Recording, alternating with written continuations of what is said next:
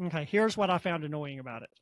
In the very first chapter, you have this woman skulking through this house. You don't know who it is. You don't know where she is. You don't know what she's doing. And this chapter lasts for like 20 pages. You don't know why. And at this point, you don't even really know it's Tandy.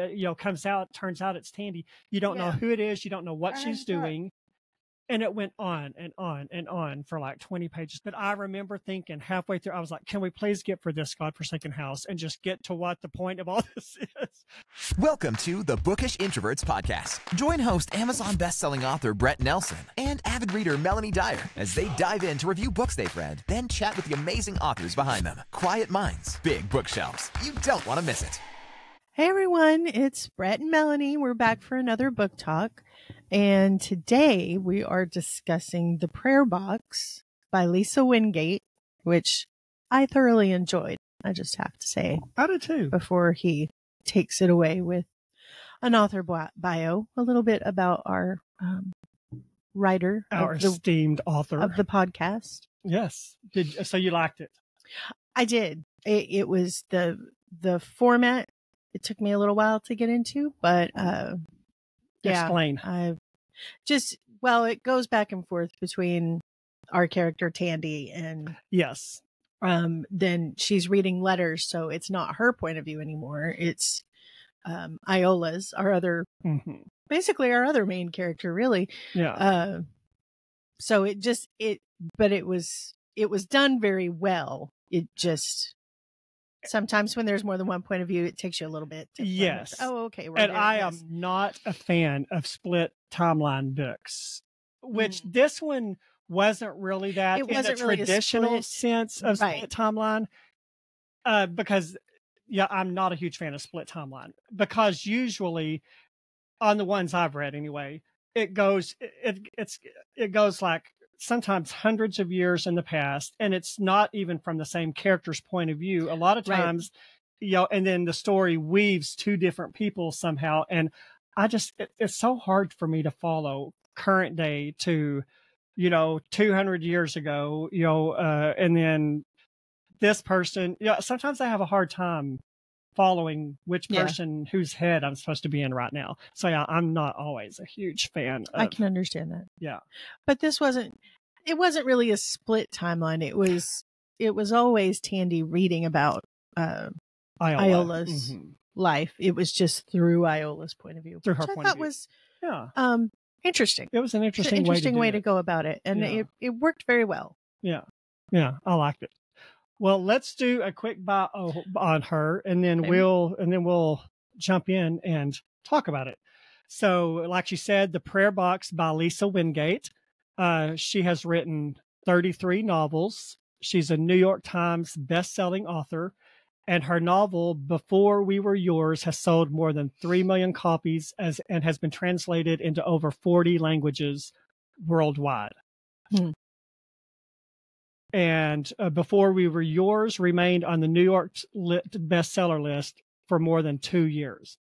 That is a huge feat. Yeah. To stay, and I don't know that she stayed number one on the. But it was on the list. But it was on the list. I mean, to even be on the list for a weekend is a huge. But to stay on it for 2 years, that is an impressive feat. So that's amazing.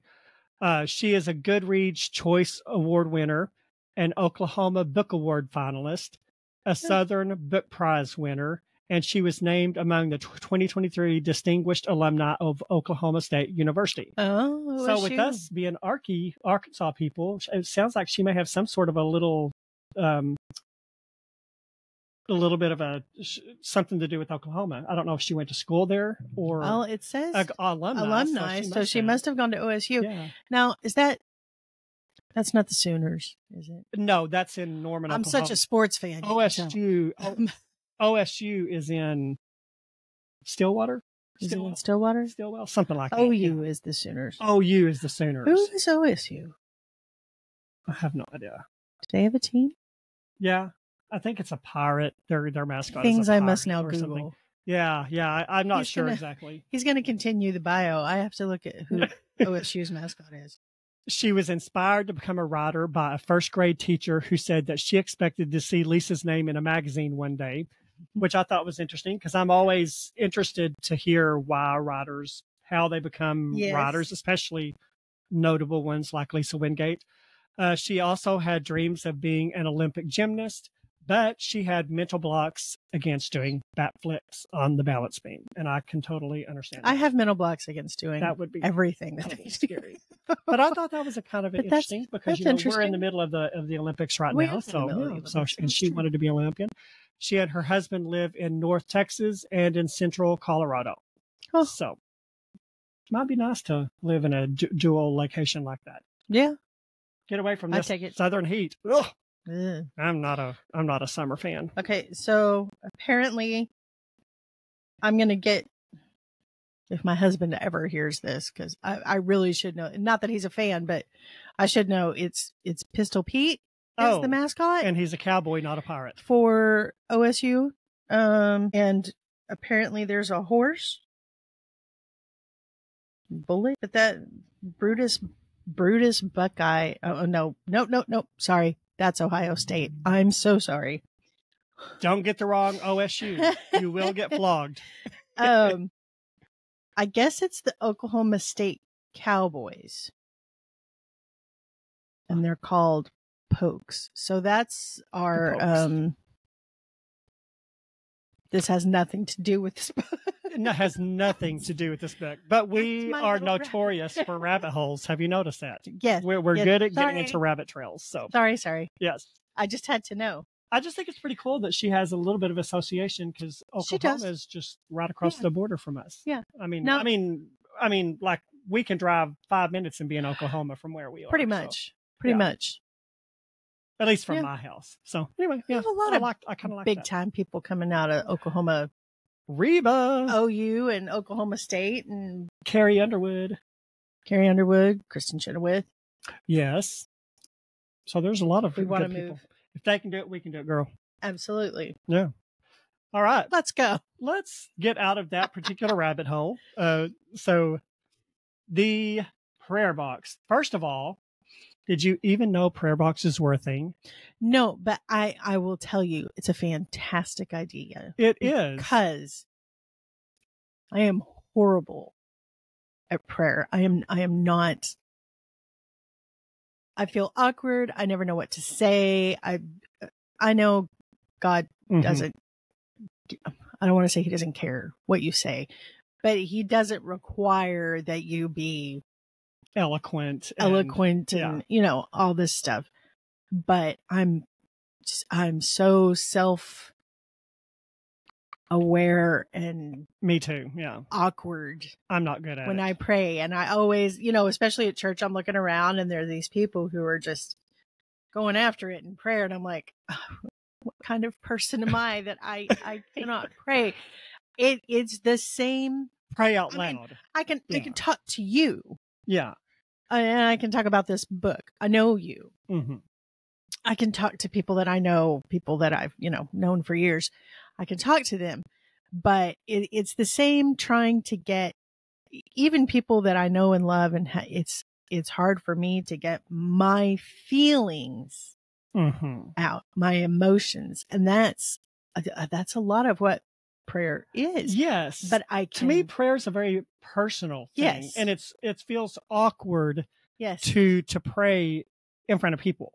I can tell a person how I'm feeling, but I can't get the words to come out in the way I want them to. So I just wind up sounding like a moron. But I can write them. Yes. Much, much better. I'm a much better communicator with writing. Yeah. This is why I'm a writer, not a public speaker. Yeah, I'm not good at the communicating verbally thing, but I'm excellent at writing. So I thought it was a fantastic idea. I'm like, maybe I need a prayer box. Yeah. And it's so weird that I just never knew that was a thing. No. But apparently it's a pretty common thing. I mean, it's sort of, in a way, it's kind of like journaling, but it's just, and of course there are different ways you can do it. Cause I actually did Google prayer boxes and, all that. And, sometimes people put their hopes and dreams in it. Sometimes people put prayers, sometimes people put scriptures in it. So it doesn't necessarily have to be a prayer. But I just thought, how in the world have I never heard of prayer boxes? I think I had heard of it at one point, but I didn't think about it much. I will say, I personally think this would make a fantastic movie or a limited time series. I Googled that because I had read, I don't know, in researching I didn't her Google bio. I should have. I did read something that said there was a movie called The Prayer Box. So I looked it up and it's not this. It's the not prayer this. box. Yeah. So I couldn't find one based off of her book, but yeah, this would be a fantastic book. I think it would be a really good, like, limited time series, like a mini series. No one ever makes mini series anymore, and they should, because Lonesome Dove, Roots, that kind of stuff. Fantastic mini series. Yeah. But there's something to be said for them. And I think this one would make a really good one. And I wouldn't be surprised if somebody, but I mean, this is not a recent book. I mean, I can't remember. No. I think this was like 2012, 2013. Yeah. So this is about a decade old. So, but not super recent. Yeah, but I would like to see someone do something. There's a lot of faith-based studios out there right now, and I think it would be a good idea to pick this up. I think it would be a good idea. Mm-hmm. But I'm not in the movie business, so no. They sure, good old Debbie Maycomber, they sure do adapt everything she writes. So, I mean, Lisa Wingate's just as good. I don't think I've read anything she's written, so. Okay, I have a little bit of beef against Debbie Maycomber. Uh-oh. Yeah. And it's totally petty, so prepare yourself. Okay. A couple years ago, I had a blog on my website. Blogs are kind of defunct these days. Nobody really reads blogs, but I had a blog where I interviewed authors. So it's basically, that was my first step into podcasting. I did it in a blog. And I got some pretty good authors on there. And so I had reached out to Debbie Maycomber. I wanted her I wanted to interview her for a December read. And she got back to me and she was like, well, she said, I only do interviews with notable bloggers and stuff like that. So she said, I'll have to decline, but I'm happy to give you a free autographed book if you want it. And I'm going to be honest, the little pettiness in me, and I emailed her back. I said, well, thank you so much for the offer. I said, but I don't want an autographed book. I said, I would just like you to take 30 minutes out of your time and give my readers a short interview. I said, I can go to Barnes and Noble and pick up an autographed book by pretty much anybody. I didn't tell her that, but that's what I was thinking, And so I said, but thank you for the offer. But, I said, and thank you for responding. And so so after that, I was like, I'm not reading Debbie Maycomber anymore. Totally petty. Yeah. And I would, I probably will read something by her again. I'm not that petty about it, but cause I get it. Even then blogs weren't super popular. Yeah. I understand. Yeah. So anyway, yeah. Well, the prayer box. So do we start the book with right off the bat in chapter 1? I had a frustration with it.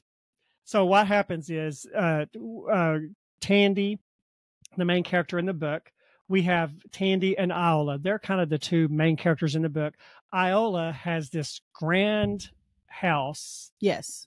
And it's set in Hatteras Island in North Carolina, which is a great setting for a book. And there's a famous lighthouse there that I've heard of. So I was familiar of Hatteras. Hatteras. Oh, it may be Hatteras. I've always pronounced it Hatteras, but it may be Hatteras. I don't know. Hatteras sounds fancier, but I think.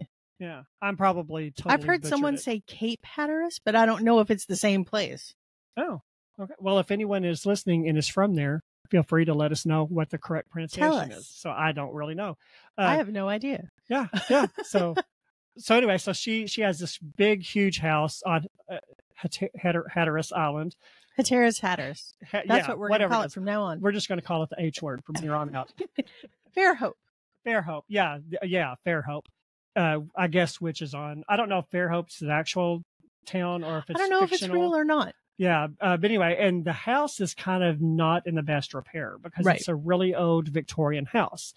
And Tandy moves into town, and Iola's not really highly regarded in the community because she's kind of a recluse, or what's the female version of a recluse?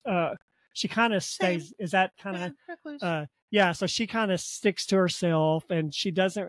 And we'll get into why. There is a reason why people don't like her, and we'll get into that as we get further into the book. So Tandy comes to town. She's had a really rough life. She's trying to start her life all over because she's going through a divorce. She had kind of a tumultuous marriage. Was she married, or was it just her boyfriend? You know, I thought I read in there that there were papers that she served him That's with, right. But then no one else really said divorce. Yeah. I almost feel like maybe they were engaged. I was never perfectly clear on it, but it was a serious relationship. It was a serious relationship, and it broke her. Yes. And I kind of got the feeling he was kind of a little bit abusive. I don't know if for sure. Yeah, he was verbally and probably definitely verbally, emotionally. I don't think physically, technically. Mm-hmm. But we all know tongues can hurt worse than fists. Yeah, for sure, mentally, emotionally. But I don't think physically in the way that he hit her or. Yeah, I don't know. I don't think she ever. I don't remember that, but I'm horrible about books because until a book's kind of, and I had a really hard time following this book for the first 5 chapters or so because it was so disjointed. And I'm bad about forgetting details that happened in the first part of the book because I'm just trying to wrap my mind about what's going on. And this book was especially hard for me in the beginning. Well, after about chapter 5, it all sort of blended and clicked, and I was like, okay, now I kind of get what's going on. So it felt a little bit disjointed for me in the beginning. Did it to you? Just a little bit. Okay. Yeah. And not enough that I was like, okay, I'm going to put the book down. It wasn't that bad. No. But anyway, Tandy comes to town. She's trying to start all over.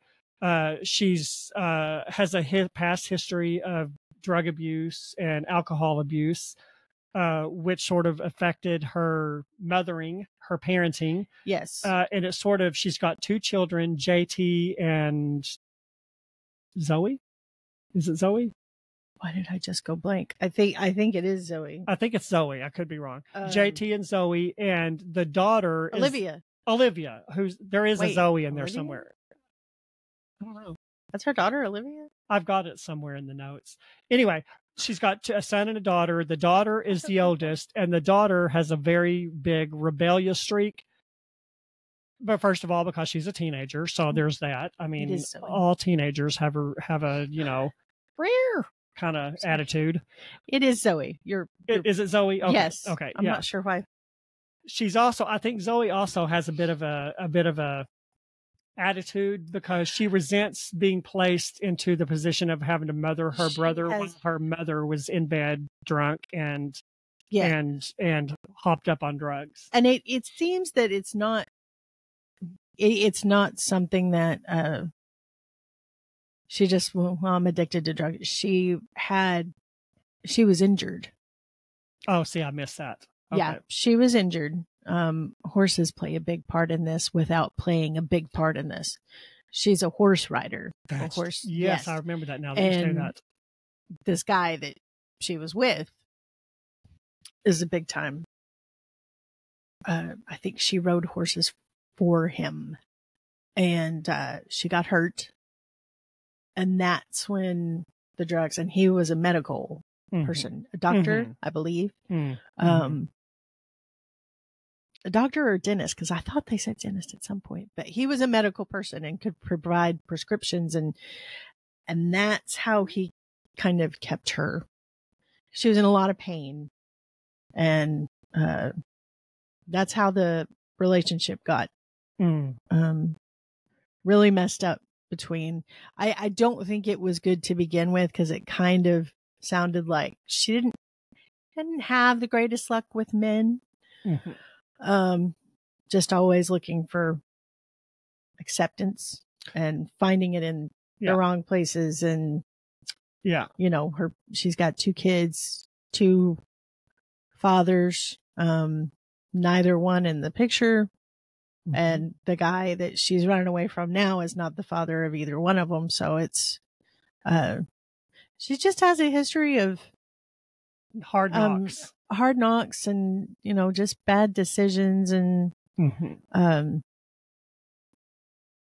it's hard to feel for her at first because she does have already, a new boyfriend. They've been there, all of a week or 2 weeks? Are we talking Ross? Yeah. Okay. Yeah. Totally. They've been there. Guy. No, not. It's at least a month or 2. Yeah. And she's already got this new boyfriend, and I'm like, I don't like this guy. Yeah, he's not likable. So it's hard to feel bad for her at first because she's clearly just making the same mistake all over again. She just not good at making life choices. But, you can't. The more you learn about her, the more you're like, well, I kind of see why she's doing what she's doing. She's just, she's lost. She's lost. She's lost. She's trying to find her way again. And I give her kudos for that. She had the courage to get up and try to start over. It takes a lot of courage to rise from the ashes, so to speak. And that's what she's trying to do. Yeah. But in doing so, she's just kind of fallen back on some habits. And people, not all of them, but some of them. Yeah. And sometimes people will kick you while you're down when you're trying to rise up from, because we've all done stupid things. We've all made bad decisions. And that's the time when people will kick you around the most. So it takes courage to do that. Yeah. So, okay. I want to ask you about the first chapter before we get too deep into it. And did you find any sort of annoyances in the first chapter, or was it just me? Okay. Here's what I found annoying about it. In the very first chapter, you have this woman skulking through this house. You don't know who it is. You don't know where she is. You don't know what she's doing. And this chapter lasts for 20 pages. Was that the first chapter? That was the first chapter. Yeah. The creepy chapter? Well, it's just... Listen, the first couple of chapters of this book were kind of creepy. And I was like, what is this book? Well, yeah, she's stalking through this house and you don't really know what... You don't know why. You don't know why. And at this point, you don't even really know it's Tandy. Turns out it's Tandy. You don't know who it is. You don't know what she's doing. And it went on and on and on for 20 pages on my Kindle. I don't know how long it was in the paperback. But I remember thinking halfway through, I was like, can we please get for this godforsaken house and just get to what the point of all this is? It really kind of annoyed me. And then you get all the way to the end and you realize that she finds Iola dead. It's Tandy and she finds Iola. And that's not a spoiler because the fact that she died is in the Amazon book description. So I just was like, okay, can we narrow this down to 5 pages? I do remember I was starting to wonder what kind of book I was reading because I was like, this is creepy. Yeah. I didn't sign up for this. Yeah. Well, I'm getting creeped out. I didn't really get creepy vibes from it. I guess you like now that you think about it, I like stuff like that. So I didn't really get so much of a creepy vibe from it. I just remember thinking, okay, less is more sometimes, Lisa Wingate. Chop it down to 5 pages and let's move on. We get it. And I was like, it took her 20 pages to get from the front door up to find. So anyway, I was just wondering. It did take a little bit of time. Yeah. And but it also, again, it wasn't enough to make me put it down. I got kind of impatient with it. It also did set the stage for what was to come. You understood it a little better, I think. It was a foundation. It was a foundation. Yeah. And but it was creepy. Yeah. Stop doing that. Yeah. See, I liked it. I didn't think it was creepy, but yeah, whatever. So, whatever. Yeah. So anyway, so that's, she moves in, she lives in, Tandy lives in a little cottage. Yes. A rental. Yes. And thing. Iola was her landlord. Yes. But I got I didn't get the impression that she and Iola really. I don't think they ever much. Really interacted. No, I don't. Yeah, it was through the letters agent. The agent that she leased the. Yeah, that's right. Yes, that she leased the property because she was worried about the agent, and I think the agent was out of town or something when Iola died, and so she was worried about the agent because she was already behind on the rent. Mm-hmm. And she didn't know what they were going to do. And I don't even remember, like, how did she wind up in the house going to look for Iola? Like, I don't know. Did it ever explain that, or did I think she had gotten.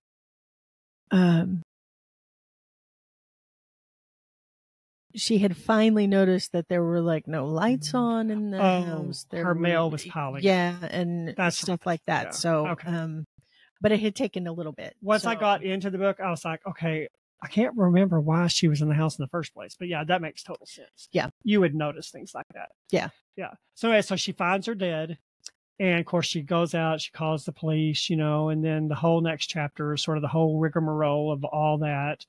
And apparently there was, in close proximity to Iola's house, there was a church. I don't know if it was right next door. I think it was in close proximity, but I don't know. Yeah. I don't think it was like right next door, but it's close by. Yeah. Nearer, I think, to the little cottage than the actual house. Okay. Yeah. I think. Yeah. Yeah.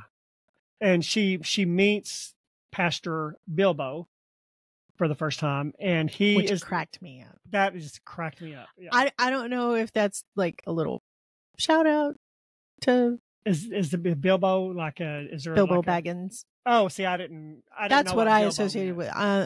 If anything is loosely related to a Lord of the Rings reference, I will associate it with Lord of the Rings. It's Bilbeau, Bilbo. Yes, it's Pastor more Bilbo. Of a French Cajun type spelling. He even talks like he's not from there. He's from New Orleans. He had I think so. He had a very distinct way of talking. Yes. It wasn't like his dialogue was written in a way that you knew he wasn't from there. I don't think he was from North Carolina. He wasn't a native. He sounded, of course, I've never been to North Carolina and I don't know what the accents are like, but sounded Louisiana to me. Yeah. Or looked Louisiana. Yeah. Accent type. He was a nice little guy. He was a nice guy. He was a nice guy. He really played a small role in the book. But he was also kind of, I think, short and kind of roly poly, and that's why I wondered if it was a little bit of a shout out to may have Bilbo. Been. See, I've never watched Lord of the Rings or read it, so I didn't catch that. We won't discuss that. But that's where I went with it. But it was just a fun way to see if we can ever get her on. We can ask her, because I've actually I'm sure it wasn't, but I came so close to emailing her. The kind of thing I would do. I came this close to emailing Lisa Wingate to see if we could get her on the podcast, but I'm kind of nervous about having her on. I'm afraid like I won't have anything to say to her. I mean, not in a bad way. I understand. I'm always nervous. I was nervous when we had Angela Hunt on, so I think I'm just nervous. Course. Yeah. Anyway, we were both nervous. I may reach out to her just to see, and then if she says yes, we may read one of her other books. So anyway, So he dies. She dies. Tandy Iola dies. Yes. Yeah. Iola dies. We meet Pastor Bilbo, and apparently Iola has given her house over to the church to do whatever they're going to do with it. I don't know. Did they ever say what their intention? Well, it's an old house, needs a lot of repairs. Yeah. Technically, it's kind of a tangled thing, the property rights, because it's a historic landmark. Yes. But it's not categorized as a historical landmark because she lives there, and it's not open to the public. And I think you can't. I don't know. Place historical. I don't work for the government, so I don't really know what you have to do to get on the National Registry of Historical Places. Yeah. But yeah, it's a little bit of a tangle, and that also plays into that does play into the story. Some of the townspeople's, not all of them, but some of the townspeople sentiment towards they were kind of antagonistic Iola. toward her. Yeah. Some were antagonistic, some not. Yeah, some not. But yeah, it was interesting. But so Bilbo tells her, hey, because Tandy was looking for a job. She was jobless. She was looking for a job. She hadn't found a job. And so Pastor Bilbo offers her the opportunity to go in and clean Iola's house. Yes. To clean out the refrigerator and just sort of remove the perishables. And so she's jumping at the opportunity for a job. So she takes it, he gives her the key to the house so she can go in and work. And that is how she gets access to the house. And so she sort of goes into the house, starts walking around, pilfering, being nosy. And let's be honest, I would do the same thing if I was in a big she house. is being nosy. Yeah. But and that's how she finds the prayer boxes. To be fair, I mean, she'd already been in the bedroom where she finds the prayer boxes, because that's where Iola was. The prayer boxes were in the closet. Yes. That bedroom. And this was a big old closet. I mean, they needed a 20-foot ladder to get to the very top. I'm like, my gosh. They don't build them the way they used to. They don't build them the way I used to. Like, I would be in hog heaven if I had a closet that was 20 feet tall. But she was working looking around down on the first floor, sure. But she was working in the kitchen. Yes. Until she heard the water come on upstairs.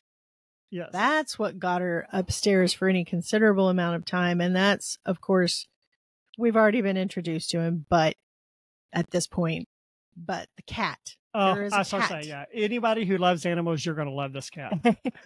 The cat seems to alternate between Iola's house and Tandy's house. Her son JT keeps trying to leave food out for him, and Tandy's like, we don't really have the money to spare to leave milk out. I'm having trouble feeding you kids. And she realizes that the cat also lives at Iola's house and must have been Iola's companion. She doesn't know how he gets in and out because there's no open windows or anything like that. But the cat is chilling, walking around, and apparently turns on one of the water faucets, because it's, of course, an old faucet that you can push. It's not a turn. Yeah. So the cat literally turns on the water faucet. She thinks to get a drink. She thinks what I would think immediately jumps. Ghost. Somebody has died in here. There's a ghost here. Yeah. It's the cat. It's the cat. Spoiler. Yes. And that gets her looking around more upstairs, and then, of course, back in the bedroom and the closet. And she found one of the letters was just out. It was not. The first one she reads is just out in the bedroom. The last one, I think. The one maybe she was working on. Yeah. And then she finds more, and that, she just sort of forgets about the kitchen. And there were, honestly, I would too. There was a lot of them. I mean, there were a lot. Like what, 80 or 100 prayer boxes? Yeah. Because apparently Iola put one prayer in each prayer box, or something like that. No, there's a stack in each one. Oh, was there a stack in each one? Mm-hmm. Okay. Yeah, because she talks about taking a pile out and turning them, so she's reading them in order. Okay. Because obviously the oldest one would be in the bottom of the box, and then so she takes them out and turns them so that she's reading the oldest one first. Okay. And there's a story behind the prayer boxes too in the story. That kind of, we find out where they come from, or at least some of them come from. Yes, where some of them came from. Yeah. So that's what gets her into that, and she's trying to balance the kitchen. She's upstairs doing this thing she's not supposed to be doing. She doesn't want to shirk her paid duties. Right. She's really drawn to Iola. Yes, she just can't help herself. And then she's got, Ross over here. Being a jerk. Who should honestly apologize to Ross Geller for being called Ross, because he's just the worst. Yeah. He doesn't seem like the worst. He just seems like kind of a self-absorbed type of guy. Mm-hmm. Not necessarily the worst. Mm-hmm. But he's just, the kids don't like him. That's red flag number one. That's not, oh, well, they'll grow to like him there. And that's her mindset. They'll grow to like him, or he'll grow to like them, because he doesn't really care for kids either. And I'm just like, girl, What are you doing?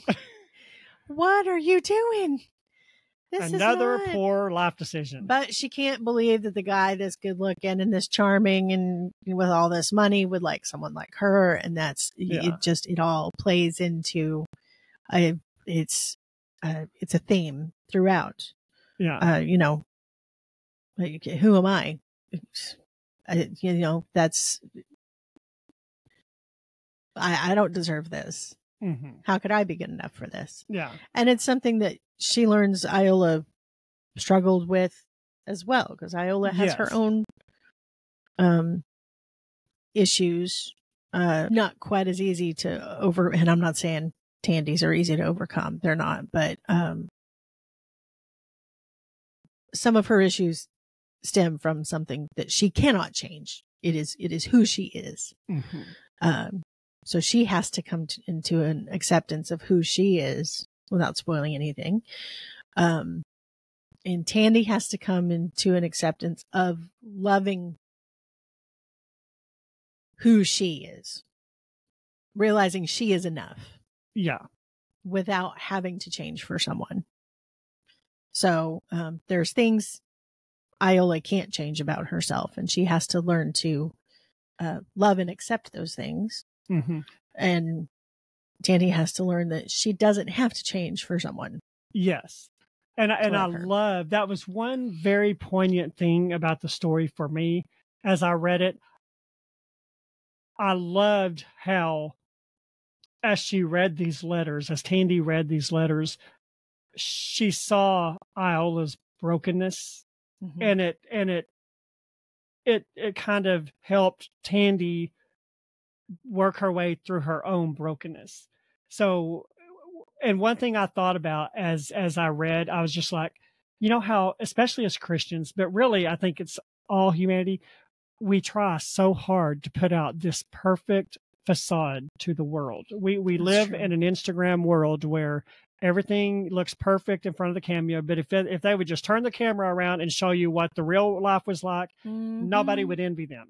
No, but we work so hard to put that I'm great, everything's great, there's nothing wrong in my life facade out there, and that's really what it is. Everybody has issues, whether they want to admit it or not. And the thing that struck me is your perfection is not what impacts people's lives. No. It's how you react to the things that go wrong in your life and how you handle. That's what impacts people and makes them maybe encourages them to do better in their own. You know what I'm saying? Yeah. Our perfection is never what impacts and changes other people's lives. No, it's not. No. And that's another thing Christians or the church in general, you got to be careful. What you think about one person may not be the thing, and it may be the thing that, pushes that person away. Yeah. If you're going to act, don't be ugly. Stop it. Don't be ugly. Don't be hateful. Don't be judgmental. I mean, it's human to be all of those things. It is. It's easy to rush to judgment. Heaven knows I do it. I've done it. Yeah. Listen, as I was telling a coworker earlier this week, I got notebooks full from my childhood of scores from Miss America pageants. I can be judgmental. I was ruthless. Ruthless Miss America pageants. But she gets a 4. But yeah. Don't stop and think. Not don't stop and think, but stop and think before judging someone that walks into your church in flip-flops and torn jeans. And I know a more relaxed atmosphere is common these days, so people might not be as quick to rush to judgment. But even if someone comes in, angel's unaware, right? You might be entertaining angels unaware. That's what you the don't Bible know. says. Yeah. Maybe this is this person. Maybe this person quit going to church years ago, or was raised in church, or has never been to church. I've come across so many people. I'm like, wait a minute. What do you mean you don't know the story of Moses? Mm-hmm. It's Moses. How do you not know that? Yeah. But I was raised in church, so it's hard for me to fathom that. Yeah. But if the first thing they're met with is judgment and scorn, you think they're going to be back? Yeah. Good job. Well, you know, well, and if you talk to pretty much any non-believer and you ask them why they don't want to go to church, why, 9 times out of 10, do you know what they're going to say? Somebody in a church was mean to me. Somebody in a church, I didn't like the way they treated me. 9 times out of 10, that's why non-Christians don't want to be Christians. Yeah. And listen. And it's sad. Christians are not perfect. No. Do not walk into a church expecting perfection. Christians are not perfect. We are human. We are fallible. Need to stop acting like they are. Yeah. Yeah. Be self-righteous. But again, it goes back to that. I want to put out that facade that I'm perfect. And yeah. That's true. Yeah. So, yeah. But it comes back to, you know, the way people treat you. Tandy has not been treated well by people she loved, by her parents, by any of her boyfriends, right now by at least her daughter. Her son is, but at least there's a reason there. Zoe is very resentful, and I understand why she's very it didn't keep me from rolling my eyes, because it's just like, oh, teenagers. But I understand why she has reached that point, because it seems like at some point they did have a good relationship. Yeah. She was she tried to be a good mother. She was doing the best she could. And, this accident just messed everything up. The accident and her subsequent addictions. And I've never been addicted to anything. So that's hard for me to comprehend. Yeah. As well. I just don't identify with that because I've never been addicted to any sort of substances. It's except maybe sugar, but we won't go there. Yeah. It's a sickness, and her being able, it wasn't so much alcohol as it was the painkillers. I think she mentions wanting to drink every once in, I think twice, if she could have, but it's the pills. She mentions them a few times. That's her vice. Because, she's getting a headache, or it's too much to deal with and she needs to take the edge off. And, so, kudos to her for trying this. She just wants love. And I think she got it from her kids for a while, but now it's just not even her parents seem to. It's very sad to hear about the way her parents treated her, and she had love from her grandparents, but her parents kept them from her after a while. So, just kind of a tragic backstory, and it's almost a generational thing that she's trying to break, really. That seemed to start with her parents. Her grandparents seem like wonderful people. This is a case of, how did you wind up with a child like this? Because their daughter doesn't seem like a really good person, but her daughter, Tandy, just seems like a good person who just wants the best for her kids and herself, and she just doesn't know how to go about it. Yeah, she's having a hard time attaining her fresh start, which fresh starts are not easy. Yeah. So it takes time. The fresh start she's making is in an area where she knew happiness, where she was the happiest, because it was where she spent time with her grandparents. Her grandfather, who was he a carpenter, or was he general construction that specialized? He built things. I can't remember. I think he specialized in carpentry, but he could do lots of little things, and he would give her father construction work when her father would do construction work. But she used to, she would spend time with her grandpa, and she would spend time with her dad afterwards doing construction. And he taught Tandy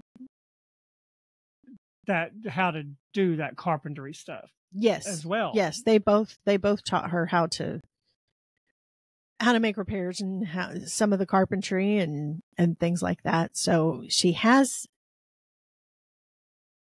not all of her memories of her parents, I think, are bad, but it's just the moving from place to place and never staying in town, and her parents taking advantage of people, and just not a good environment to grow up in. And she wanted to be with her grandparents, and just out of pettiness, they would not let her. So wound up in the foster system at 15, I think, and then got a foster family. Which was another connection 16. To Iola, because Iola also was in a form of a foster system. Yeah. Yes. Yeah. She wasn't an orphan. No. But she was sent away to school. So a Catholic school. And then was eventually allowed to come home. But yeah, she was sent away to school, and it was, and part of what happened at that school, it kind of mirrors Tandy's, because, in school, Iola, the kids called her an anathema. Yeah, there was a lady. There was a lady who called her that. Or it was a nun, actually. It wasn't one of the kids. No, it was a lady in the church. Was it a lady in the church? Again, a Karen in the church damaged Iola, and it carried her through her entire life. Yes. And once she learned what it meant, bless her heart. Yeah, yeah.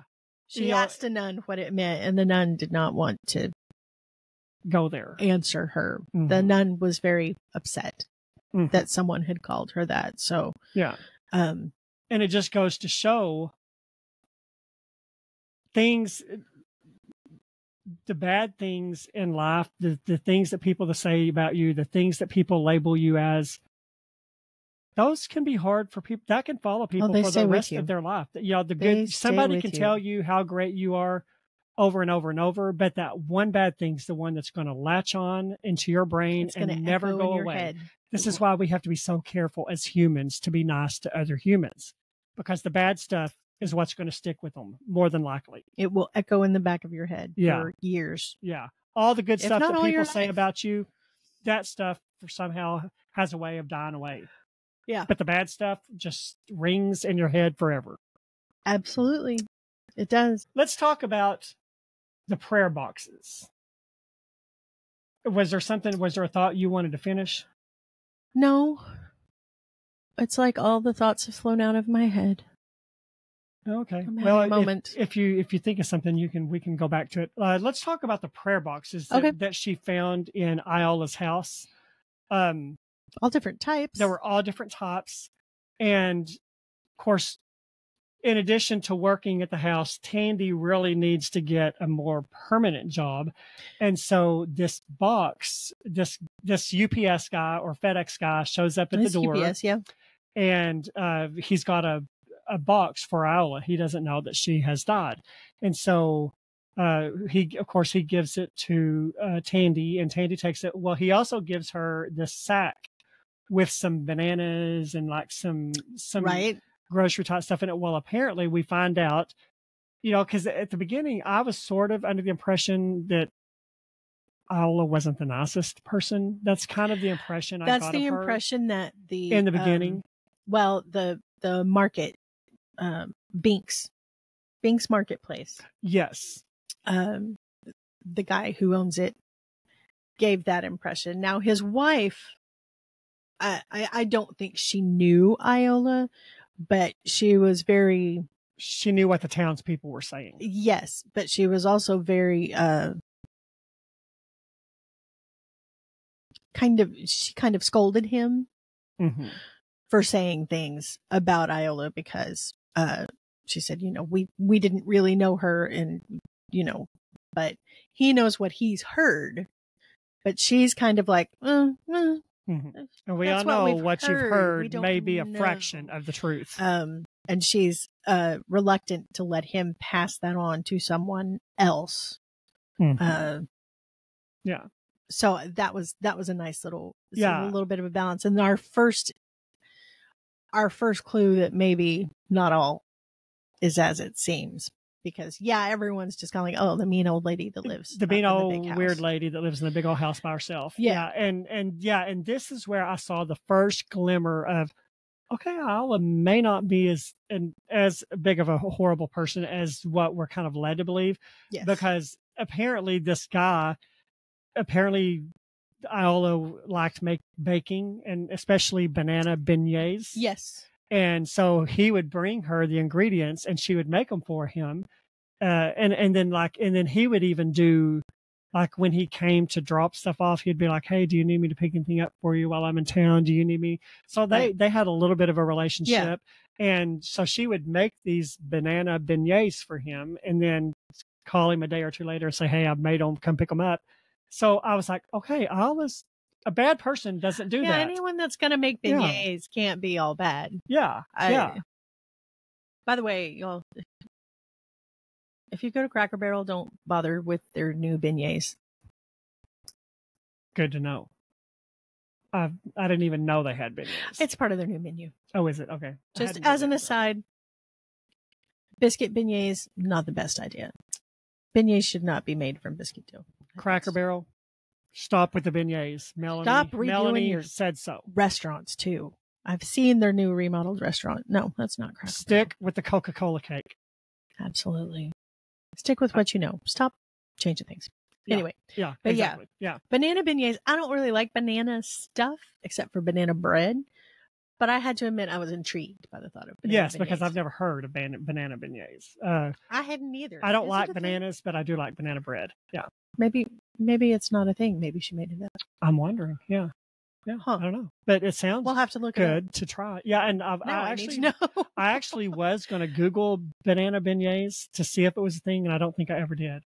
I should have made some. I know, right? We could have tried. You, girl, you messed up this time. So he comes in, he gives the stuff to her. Tandy tells him that Iola has died. And so Tandy takes them. And so she is going to try to make banana beignet, sort of as in memory. Which kudos to her for just, I'm going to try to make them. And then give them to the FedEx guy. Yeah. So she rifled through Iola's recipe box, and I think she found a recipe for it. I don't know. Maybe she found one online. I can't remember exactly. But anyway, she did wind up making them. But the guy also delivered a box. So Tandy opens it up, and it's a whole box of like 20 stained glass hummingbirds. I mean, they sound beautiful. A stained glass, and I guess they're sun catchers that you hang in the window. Yes, hummingbird sun catchers.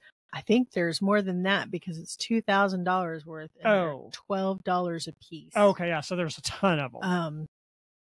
Random facts Melanie remembers from the book.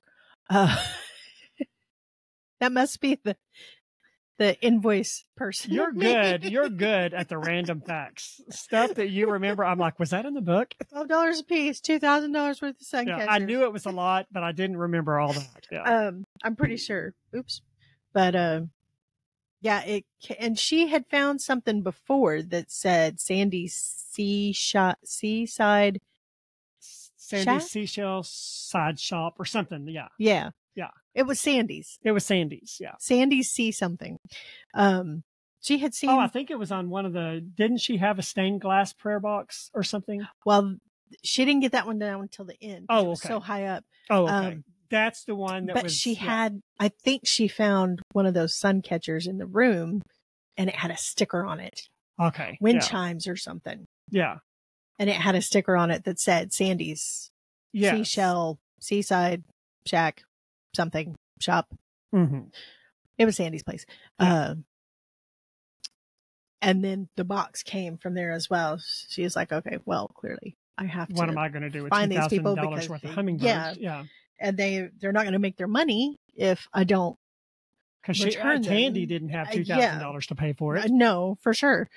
So she winds up returning the box to these people. And there's been, we skipped over that part, but there has been a storm. A hurricane that has recently come through. Yeah, so there's a lot of devastation in the town. And Sandy's shop was a casualty of that, like major damage. And there's, and you know, this, like most coastal towns, they depend on tourism, especially small towns. So, you know, we're in tourism season. There's a music festival coming up, and all these little businesses and all these little homes are, you know, torn up from this hurricane. I mean, they're not flattened, but there's wind damage and water damage, flood damage. So she returns those to Sandy's place and strikes up a conversation, to her dismay, because she has kept herself very closed off from everyone. Gets irritated anytime she hears about how her son's been talking to the people at Binks and hanging around there, and irritated with Zoe talking to anyone. Again, the marks of a wounded person. Yes. She's keeping, because she's also trying to make sure that her ex doesn't find her. Yes. Which is why it's hard to find a job, because she can't, she worked for him, so her references are him. Yeah. She can't tell anyone. She put her references down. She's trying to keep him from finding them, which she doesn't think he will, because there were some legal issues that she turned him in for before she skedaddled. So with any luck, he's facing criminal charges, but she's been very reluctant to open up to anyone. But Sandy, like a few friends I have, just has a tendency to bring people out of their shell. Yes, everybody needs a Sandy in their life. And Sandy can be a little abrasive at times, but she's very matter of fact. Very matter of fact. Very matter of fact, but not cruel. Not to the point that you don't. I never disliked Sandy. No, she's not. But she will tell you how it is. Yes, she's not cruel in her bluntness. She's just. Yeah. In fact, when Gina came to town, Tandy's sister, Sandy was like, "Girl, you need to stay away from your sister." Something to that effect. So Sandy's a good friend to have around. She's very lovable. She loves to pull people in. And by the end of her first visit, she sees something in the shop that reminds her of her grandpa. I don't want to spoil it. That reminds her of her grandpa, and I think that kind of opens her up in some way. And Sandy's just, just talking and talking while she's looking around the shop, and she's talking about the inspector coming and all this stuff. Yeah, the shop was actually closed at the moment because of all the damage. She was trying to recover from all the storm damage.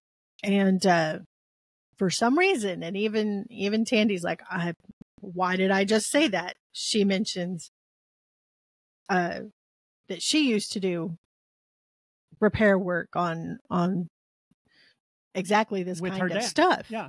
Because they were up and down the coast. Sandy was having trouble with the guy that was doing the work, or the guy, that's all part of the overlying political thing, because the guy is part of the commission that wants.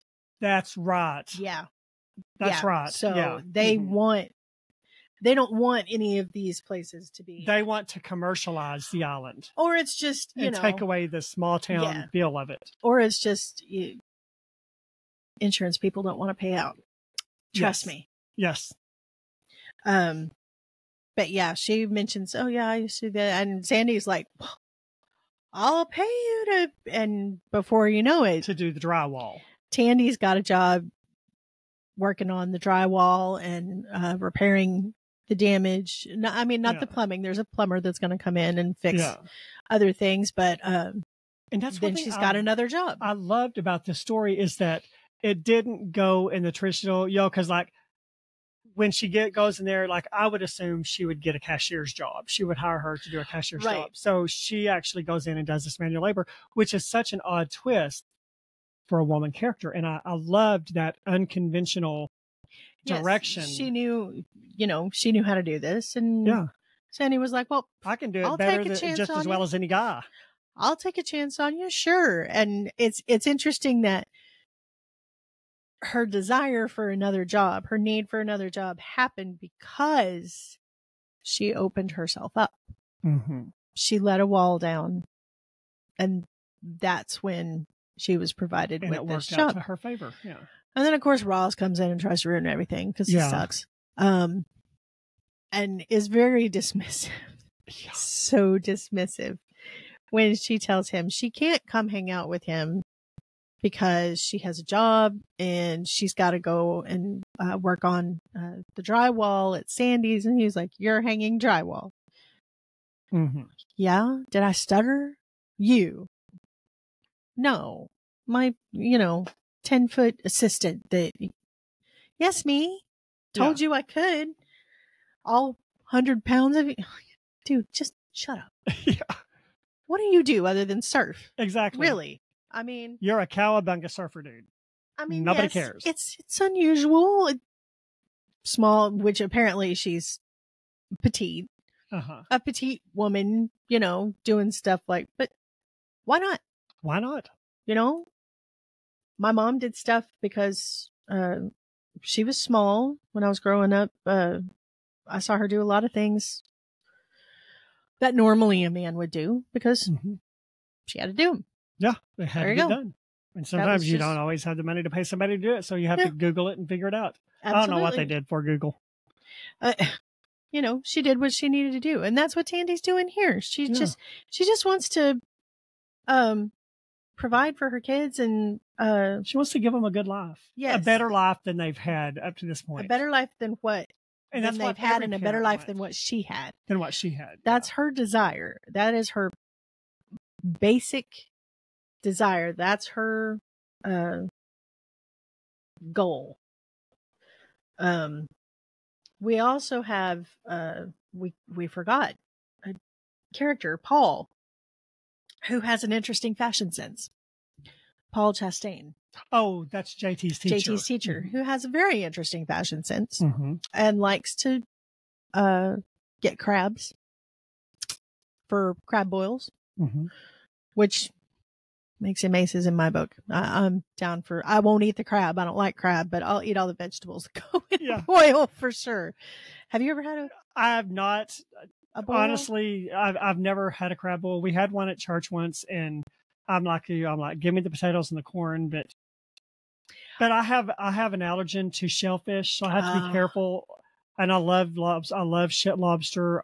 I love shrimp, and sometimes I will eat a little bit of it. But I kind of see. I personally prefer just a shrimp boil.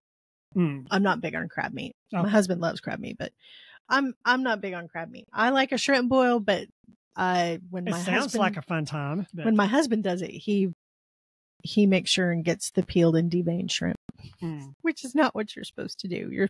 They're just supposed to be tossed in there. Yeah. Just shrimp. But I'm like, I'm not working for my food. I'm sorry. Peeled and deveined. I'm not cleaning what was just cooked. Yeah. No. Yeah. I'm not. Not doing it. No. No, thank you. But yeah, I'll eat the vegetables all day long. The potatoes, the corn. We throw mushrooms in there too. Big. Maybe we should have a crab boil. That's what we should have tasted. Yeah. instead of banana beignets. But yeah, we skipped over Paul. We meet Paul early on in the book too. He's JT's teacher. Kind of gets JT interested in, if not science in general, then especially marine. I would say marine biology. Yes. Piques his interest, which makes Tandy happy because JT's interested in something other than video games. Yeah. Zoe has a boyfriend, which she's 14. Yes. Too young to be having a boyfriend. I'm sorry. I'm old fashioned. That's too young to be running around with a kid who has a driver's license. Yes. No. It's trouble. Red flag number 34. With a capital T, and that rhymes with P, and that stands for pool. Yes. No. Don't do that. But yeah, she's got her boyfriend, Rowdy. Tells me all I need to know. That tells you all everything you need to know. Don't name your kid Rowdy. Come on, guys. And was that a nickname? I don't think they ever said. It was a hopefully nickname. It was. I don't know though. I've heard too many names that maybe. But even if it's a nickname, that tells you everything you need to know about him. Yeah. But the town has a problem with Iola. I think it's okay because the general consensus is that she swooped in and stole the house. Yes, basically. And that is something I wanted to talk about because that is so interesting. And you didn't realize it until one of Iola's letters. The Iola's house is called the Benoit house. Yes. Is that how you spell it, or is that how you say it? Yes, Benoit. Benoit. That's how I was saying, because Iola actually, she when she was younger, her family were servants. Yes. In this house. Yes. The Benoit house. Benoit family was very predominant in the community. And yes. And she was the same age as the master's daughter, Mr. Benoit's little girl, Isabel.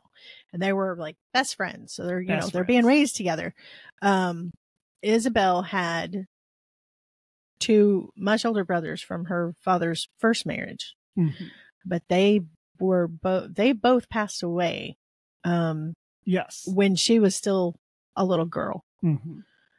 So there's talk of a curse that voodoo, yes, well, that kind of thing, because of Jamaica or someone from Haiti, I couldn't remember. They mentioned someone specifically. I want to say it was Jamaica. I don't remember that. I wish I could remember, but it was for a perceived slight, or I think he fired someone or something. Someone placed a curse. Okay, here's what happened on the Benoit family. Here's what happened, or from what I can remember, someone in Benoit's family was pregnant, and there was a midwife. At the same time as the woman was in his family was pregnant, there was also a servant who was pregnant, and they had their babies at the same time. Well, the servant's baby was born breech, but and of course that required more medical attention. But of course the servants back in the 30s, whenever this happened, they were lesser in society. So the midwife devoted more of her time to the Benoit family member. Right. And the servant's baby wound up dying. And just after that happened, Mr. Benoit's 2 sons died in a maritime events. They in a boat or whatever. Or was it when one of his sons was born? Because it had to have been before the 30s. Iola was already writing in the 30s. Okay. Oh, well, then it must have been before that. Yeah. So I think it was okay. Yeah. Now that you're talking about that, that's where the curse came from. Okay, that's where the legend of the curse comes from. He let that because the midwife attended to his family instead of the servant's kid, which it died. He because all this bad stuff started happening. His sons died. His first wife died. Just horrible things started happening, and so he thought there was a curse on the house, so he left his house to the servants. He left wherever he went, and that's how Iola's family. He wasn't home often. No, he wasn't home often because his second wife was Isabel's mother, and I guess she died too. Because then all of a sudden, the whole reason Iola leaves is because of his third wife. He brings home a third wife. And I'm pretty sure she'd have gotten rid of Isabel if she could, but she wasn't having this other little girl in the house. And she was like, oh, send her off to school. Yeah, send her off to school. So she gets sent away from everything she's ever known. And that's how she gets sent off to school. But she comes back, they talk like she came back later in life when she was old and swooped in and stole the house out from under Mr. Benoit. Which is what the community, that was their perception of what happened. Of the community. But it's really not what happened, because Iola came to own the house, and I don't know, like he turned it over to the servants, and then eventually Iola's family became to be the ones that own it. And then when they died, Iola inherited it. Without getting too spoilery. Yeah. Do we want to go with spoiler? Sure. Okay. Spoiler zone. Here we go. So if you don't want a spoiler, don't listen any farther. So apparently, the reason Iola inherits is because Iola is a Benoit. Yes. She is the daughter of one of his sons. I don't think they say which one. Yeah. I don't even think they give them names, but that was a surprising twist. I did not expect that. I honestly thought she was his daughter. Oh, did you? Because they kept saying stuff like a child like her, and oh, such a pity, such, fair. I was like, okay, she's passing, which was a big deal back then. Yeah. And even before that, there were several women that were, and men, I'm sure, but several women that were passing that married into white families of distinction, sometimes, or just married white men to continue because it was easier.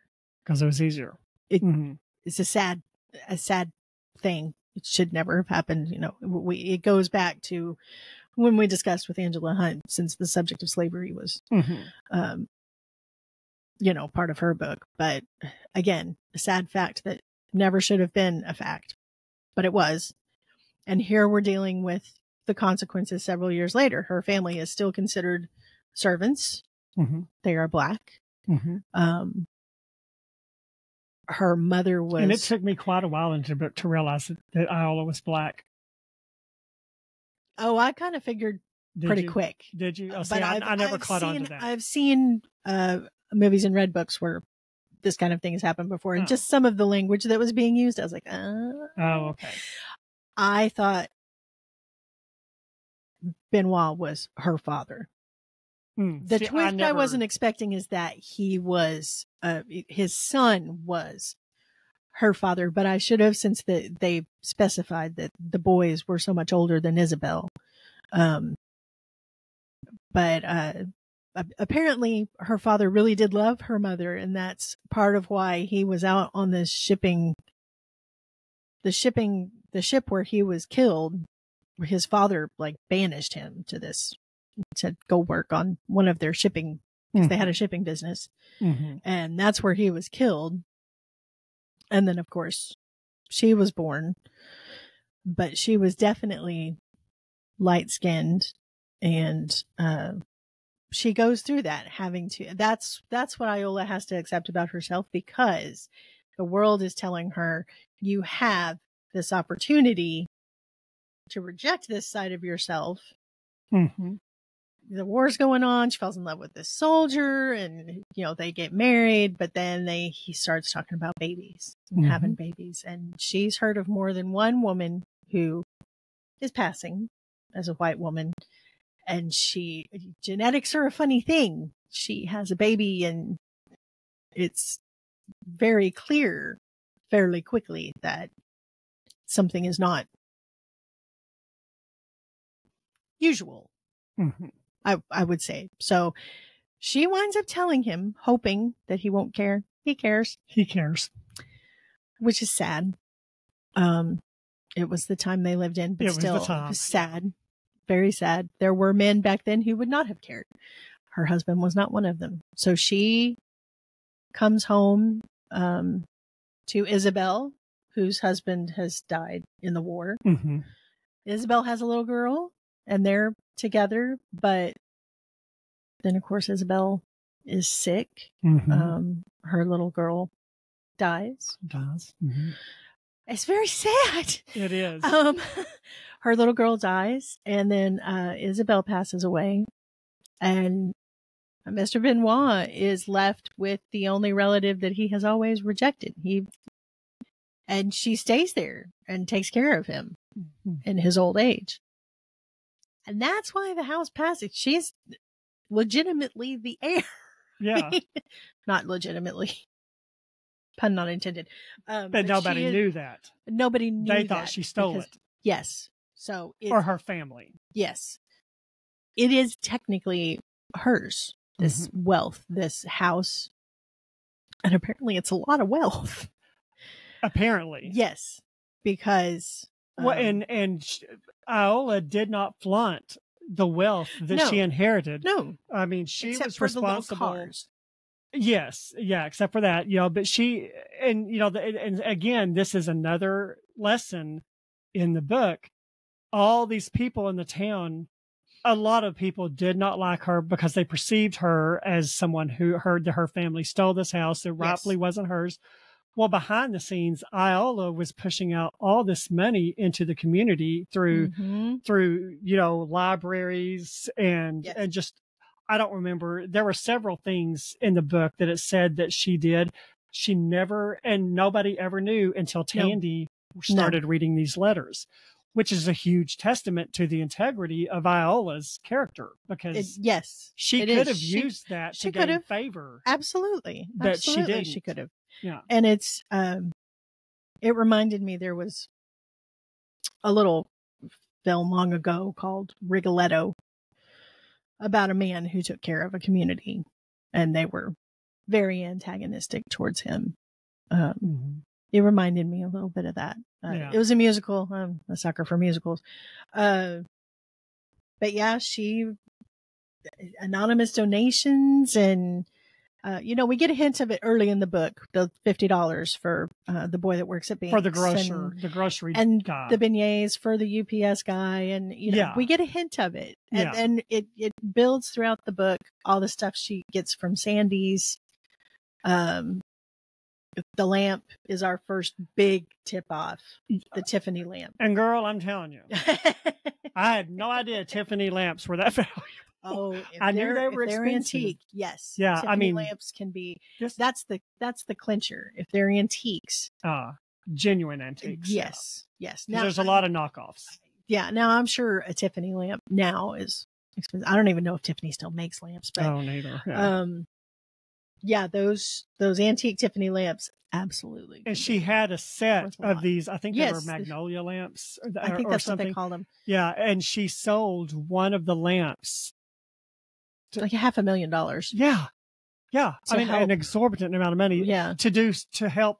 It was after another storm. Yeah. To help after another storm. Yes. And I guess at this point she was running out of money. She didn't have as much money. So she was selling things in the house to help the town. She didn't own technically the shipping company anymore. She had turned that over to the employees. Yes. And that enabled them to, run it more in their as an employee ran business. Yes. Retirement funds and things like that.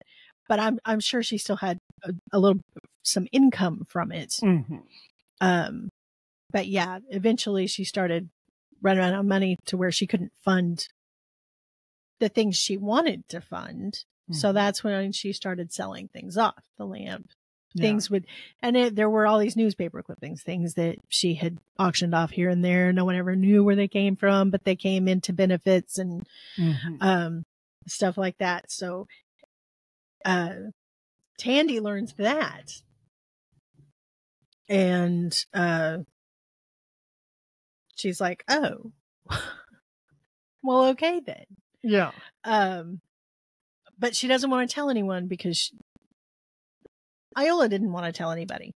Yeah, she wanted to respect her wishes. She wanted to preserve Iola's secrets. Yes, and it gets harder for her because every once in a while she'll hear someone say, "Yeah," and she wanted to protect this woman that she had come to love, even though they really didn't know her.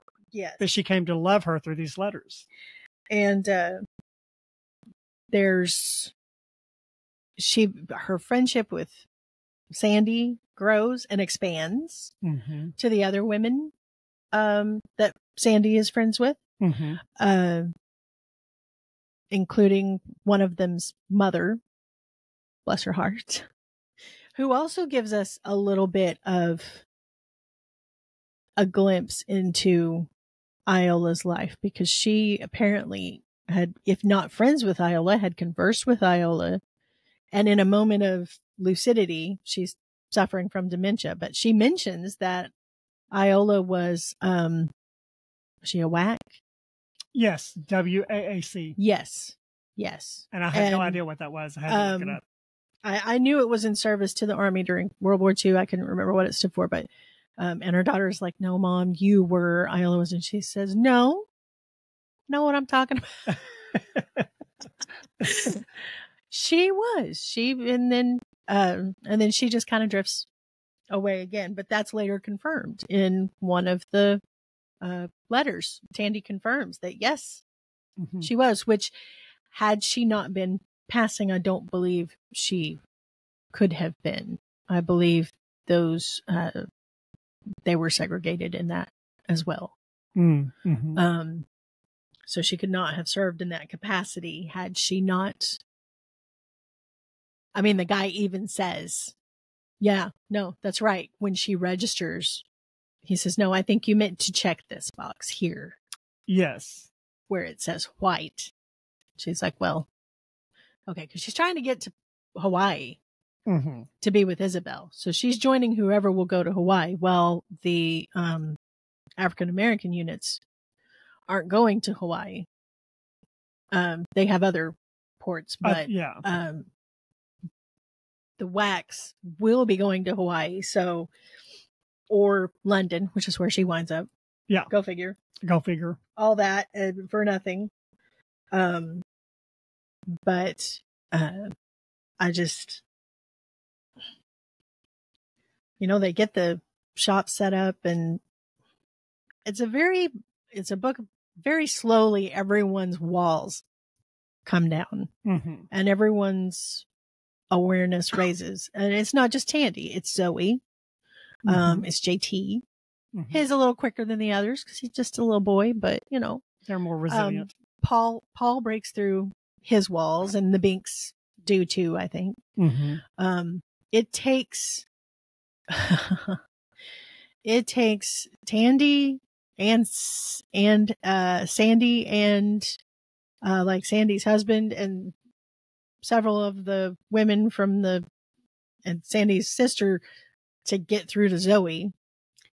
Yeah. Because she's a teenager. And teenagers are difficult. Yeah. Well, and that's always how it is with a teenager. If you want to reach a teenager, don't try to do it. Get someone else to do it, because they will be much more receptive to an outside person. And it isn't helped by Gina. It's the worst. Also the worst. Gina. Yeah. We don't like Gina. We're not going to talk about her. Gina was Tandy's sister for anybody. Yes, Tandy's sister.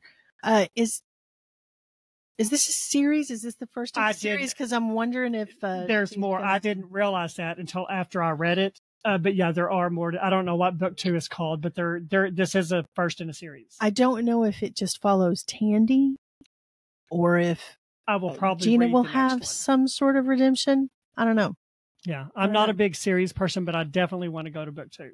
I'm a little curious if Gina gets a redemption, but you have to work really hard. I like to think so. I like to think this is why I don't usually like antagonists. Although antagonist may be a bit of a strong word, but I mean, let's face it, Gina, on Zoe's birthday, Tandy had this big birthday party scheduled. The whole town was going to be there. And this was Tandy's way of sort of trying to soften Zoe up. Yes. Gina, being the Karen that she is, she swoops in and takes Zoe off for a day out of school without her mother even knowing it, and takes her out for a day of fun. Yeah. And Zoe totally misses the birthday party. Yes. Takes her off like 4 hours away. They go to Norfolk. Yeah. Which is 2 to 4 hours away. I can't remember the exact time. And even when Tandy told Gina, why did you do that? She sent, when they got back, and like she was trying to call Gina and she's just Zoe not answering. And neither one of them would answer the phone. Yeah. So when they get back, of course, Zoe's real excited. Oh, look at what Aunt Gina bought me. And she's like, oh, that's so sweet. Made up to look like she's, 19 or 20. Yes. Glitter in her hair, face full of makeup. Yes. Yeah. Well, Mom goes, hey, well, that's just great. Glad you had fun. Why don't you go outside for a while? Well, she's like, why did you do that? I had, this was my daughter's birthday. I had a big thing planned. Yeah. And Jenny was like, oh, sorry. Ugh. Yeah. Dag me. I would like to think Gina gets a redemption. I would hope but so. I'm not sure. I like to think even antagonists are redeemable. We don't care about Ross. Yeah, we don't care about Ross. We don't care if Ross ever shows up again. Ross can, catch a wave. Yes. Flitter out to sea. Wave bye-bye to Ross. Yeah. We don't care about Ross. He's fictional, so I don't have to care about his soul. Yeah. I don't have to hope that he gets saved. He flits off into the sunset with Gina. Well, we don't need him because we've got Paul now. And we're left with Paul of the questionable fashion choices. And I always liked. I did like that this story did not get all smoochy between Tandy it wasn't and Paul. Smoochy. No, I liked that it was just, I mean, there really was no romance in this. I mean, you can see that there's a potential relationship there. Yes. But I like, and I don't know, maybe it gets smoochy in book 2, but I'm just not a fan of romances. So I'm glad it did not go there. It was a little romantic, but not enough that I rolled my eyes any. So it was good. Yes. There's one part in the book that kind of pulled at my heartstrings a little. So I thought I wanted to kind of bring that up a little bit. In the book, Tandy, and I can't remember exactly why she does it. She kind of puts together a treasure box, a prayer box, and puts a note in it for Zoe. I don't know if it's because she didn't have the money to get her something for her birthday, or do you remember that? Well, she made her a necklace.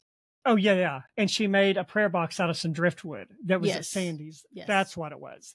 And she put a little letter in there, which in itself was sweet. But the reason it kind of touched my heartstring is because years ago when I was a teenager, like probably younger teenager, my mom had surgery. Mm.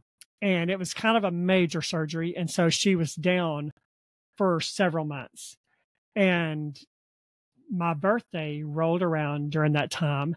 And Mom wrote me like a 3-page letter for my birthday. And of course, in the letter, she kind of wrote about, you'll have to, I'm so sorry that Mama can only get you this silly little letter, but I've been out with surgery and I couldn't get out to buy you anything. And even today I cry when I read it, and it's like that kind of, for some reason that triggered that memory in me. And to this day, I still have the letter. Yeah. She gave it to me. She put it in an envelope. It has a little bitty red bow on it that, like a little bitty tiny one, like you get like on a jewelry box or something. And almost every year at my birthday, I pull that letter out and read it. Aww. So I'm just like, see, that means more to you than. Yes. And when I was a teenager, it probably didn't mean as much to me then as it does now. Right. I was always a little bit, for a guy, I was always a little bit more softer than probably most guys are. But yeah, I still have that letter. And to this day, every birthday, I pull it out and read it. So I understand. And I don't know that I've ever told Mom that. If she listens to this podcast, she probably doesn't even know that I still have the letter. I've got a little box that I got when I graduated. There's a local furniture store. I don't know that they're still around now. But a girl that I graduated with, her family owned a furniture store. And her family gave to the graduating family these little wooden boxes. Oh. And had a little lock and key with it. Yeah. And I keep that letter in that box. It's just the perfect size for that letter. Yeah. So when I read that, I was like, okay, that just triggered that emotion. Sometimes the most important things to you are not things that can be bought. Right. Yeah. And one of these days, and I hope the Lord doesn't let it happen anytime soon, but one of these days, if Mom's not ever here, all the birthday gifts that I ever got, half of them I don't even have anymore. I can't even remember all the things I got for my birthday, but that letter I will always cherish for the rest of my life. You'll always remember. For the rest of my life. Yeah. So I understand that. Never underestimate the value in a handmade gift. Yes. Even if it's just a letter, because Absolutely. I guarantee you that's going to mean more to the recipient than anything you could buy them. Especially if you're in a situation where you don't have the money to buy something, or they'll remember. Yeah, they'll remember. So it's very. I just. It's funny that scene that triggered that memory. It makes sense that would stand out to you. Yeah. I understand why it would. Yeah, for sure. Yeah, I do. So, yeah. So thank goodness Mom had that surgery. So I want to. Y'all have to forgive me. You're fine. There was some great wisdom in this There was. book, and I jotted a few down. I didn't know if any kind of stuck with you, but I kind of wanted to read a couple of them just to kind of let the readers know. There's one where she says, and I think this is Iola speaking. She says, "All labor is joy. It's not washing dirty floors, but washing the feet of Jesus.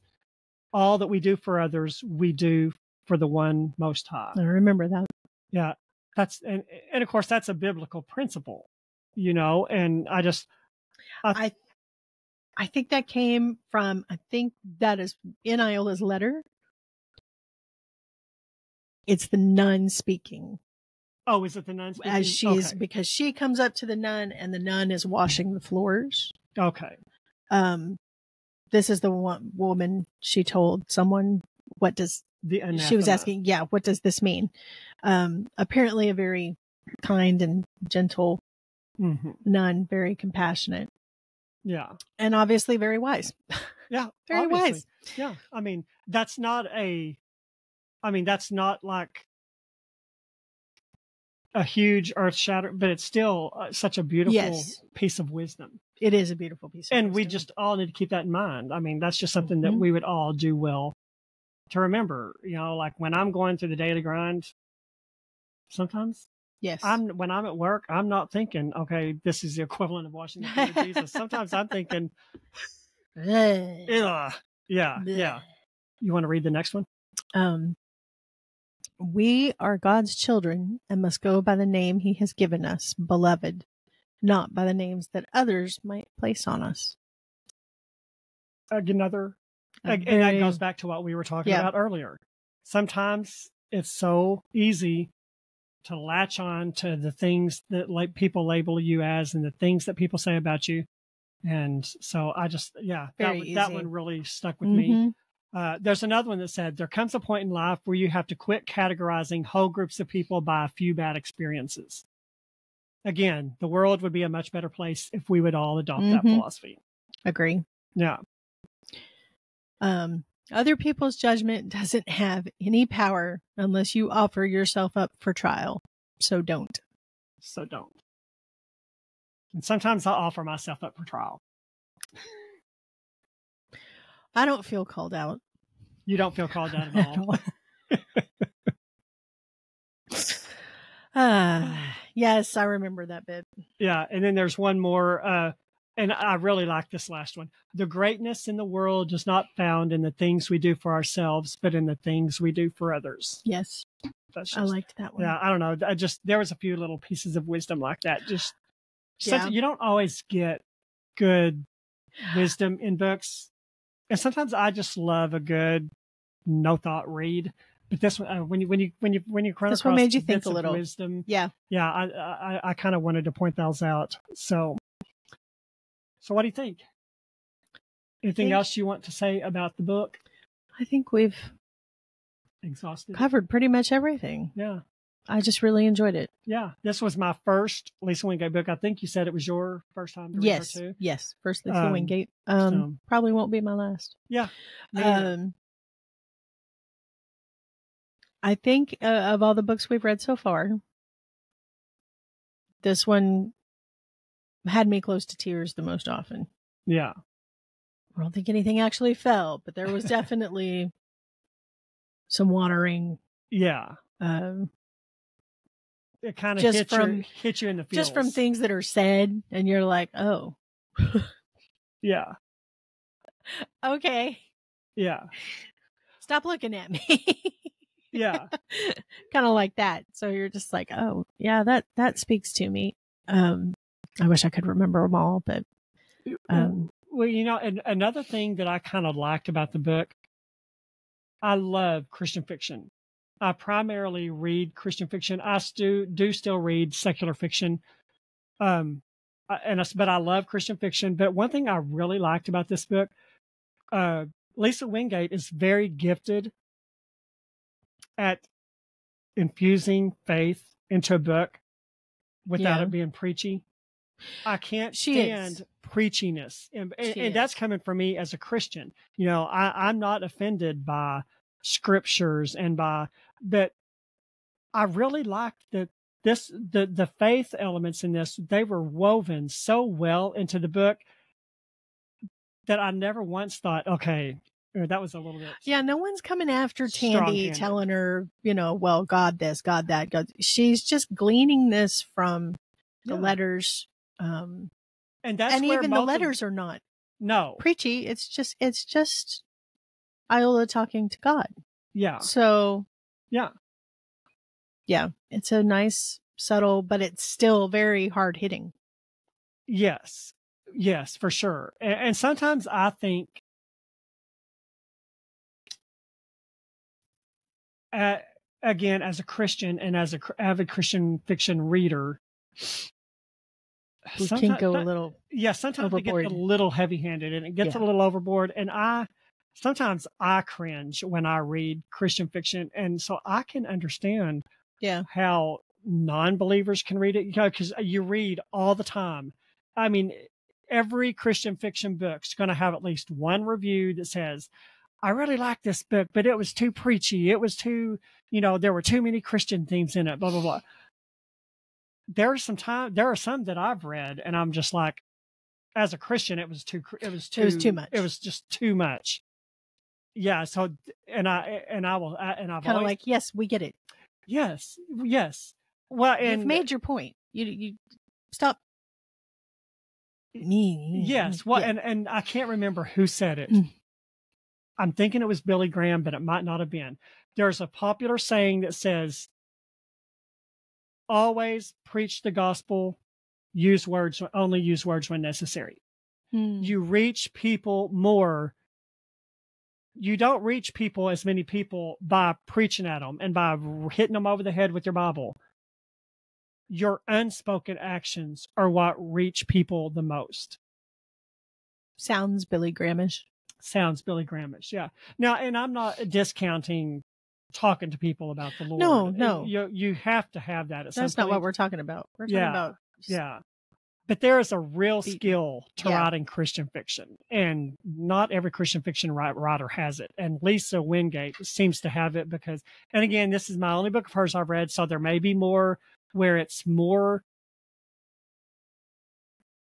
out there. Right. Yeah. But I would be interested to read more of hers to see. I just, everything about this book, I really liked it. They're really, I enjoyed it. Other than the 20-page tome in the first chapter, I didn't really find anything annoying about the book. So, all right. So I guess we should start wrapping this up. Do you have anything else you want to say?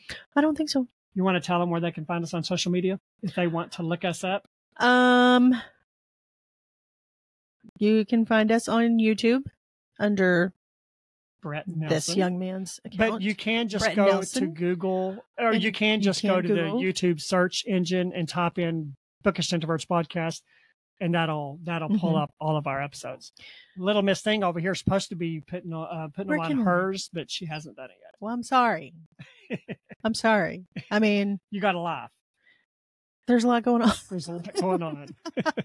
You're lucky just to be able to get $2 a month read. It's true. It's true. I'm doing my best. And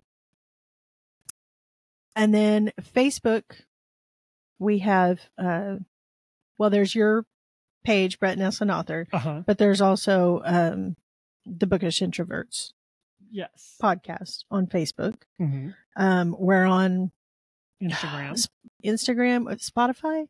We're on Instagram as Bookish Introverts podcast. Bookish Introverts, and then this podcast is on all major podcast platforms. We're on Spotify, iHeartRadio, Podbean. Yeah, so we're on all the major platforms, plus on YouTube. Yes. Now, okay, I do have to tell you this. This is something I haven't told you yet. I got a couple of emails. I got our first couple of emails about the podcast, and there weren't people I knew. Okay. Yeah, with a complaint about the podcast. Oh, what'd we do? Well, they don't like that our author interviews, both of our author interviews that we've done, have not had. They've not shown the author. Well, now the first one was just an accident. Yes, and I explained that to those people, and I did want to go into that here in case other people are thinking about it and didn't. We weren't able to do the first one. We did interview, like Angela Hunt was on camera. It was a video and everything. But we had some major technical issues. It was our first time to do an author interview online, like on camera. And we had some major, and we just couldn't salvage it enough to put out a video. Now, because the video was going to be real choppy. It was very hard to salvage the audio. Yes. And the video was... Melanie and I had to come in, and we had to re-record like 90% of our side of the video, and then we had to splice it together. So thankfully we were able to at least get the audio out. So there's an audio version on there on YouTube. Mm-hmm. On the second one, the author just wasn't comfortable coming on. Which we understood. Yeah, which we understood. We want to respect people's comfort zones. But in the future, our author interviews, our intention is to have authors on camera, because people don't go on YouTube to listen. They go on YouTube to watch. Right. So anyway, we're sorry. Yeah. So anyway, I did kind of want to mention that, because we did get a couple of emails about it. People were like, please do these author interviews, because we want to see the authors. So anyway, we understand. If that was something you thought, that is our plan. It's just the last couple just hasn't gone according to plan. Yes, that's just sort of how it worked out. So anyway, so I think that's everywhere you can reach us. If you see any of our posts or whatever on social media, interact with us. Tell us what you think. That kind of pushes the algorithm out. Give us suggestions too. Yeah, give us suggestions if there's books or authors you'd like for us to talk about. And I'm telling you, I have an overabundance of books that I want to read. So I've got enough ideas till Jesus comes. Well, I guess we'll see. Yeah. So, all right. Well, I guess, do you have anything else you want to say before we head out? I don't think so. All right. Thanks for listening, everyone. And we don't know what the next book is yet. Do you have an idea? It's your turn to pick. Do you have an idea or no? It's funny. I had an idea. It is not a Christian book. It happens to be a book by my favorite author. It happens to be a book by my favorite author that I have never read. Oh, who is it? What is it? It's L.A. Montgomery, which Anne of Green Gables. Maybe you've known. I've read probably 20 of her books. I'm counting all the series in my head. There's a book she wrote. I thought about The Blue Castle, which I have read, because I thought you might like it, because it's a little, it's interesting, deals with some interesting themes. But there's a book called The Tangled Web that I've always heard was really good. I have never read it. It's a family. There might be some romance in it. I'm not sure, but apparently there's a family, and there's all sorts of, it's a tangled web. When it first, I love a good tangled web. What's the saying? Oh, what a tangled web we weave when we practice to deceive. Oh yeah. Mm-hmm. I think it involves like this family. I don't know who said that, but it sounds like Shakespeare. I'm just gonna tangled web.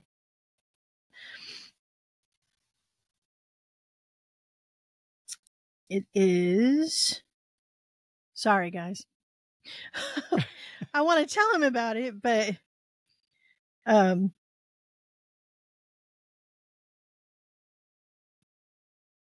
Apparently, I'm not going to get... She's looking for it on Amazon. Maybe I should sing a song while you Google. The Penhallows and the Darks. It centers on 2 families. 3 generations, 60 members of the Penhallow family have married 60 members of the Dark family, creating a tangled web of relationships and emotions. So it's like... Is this historical fiction? I mean, it was written in the probably early 1900s. So it takes place there, but it's not like someone researching. This was just their present day. This was a contemporary book in the day that it was written. Yeah, okay. So we have a matriarch of a family, and she's dying, and she holds a gathering of the clan, and she's having fun with them. Yeah. Having fun with them in a mischievous way, not like playing, croquet on the lawn. Yeah. And reads her own will to them. Fun. All right. And, Ellen Montgomery, she's known for Anne of Green Gables, which is, an uplifting.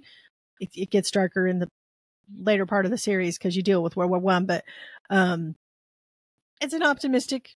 The Emily books are a little darker, and most of her books are very uplifting, optimistic.